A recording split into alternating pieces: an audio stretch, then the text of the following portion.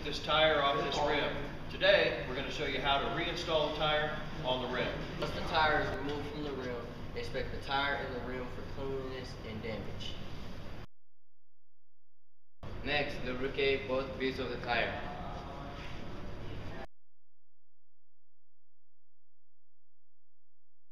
The next step is to properly mount the upper and lower beads of the tire.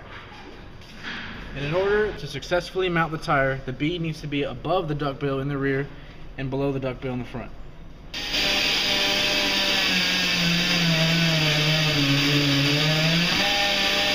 wheel assembly rotates. Apply pressure to the tire to keep the bead in the drop zone of the rim.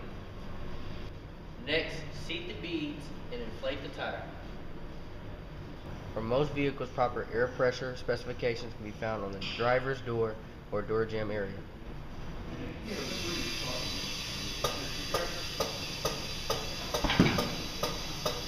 Next, we mount the wheel assembly back onto the vehicle. Next, find the proper torque spec. Next, we perform our final torque in a star pattern. 1, 2, 3, 4, 5.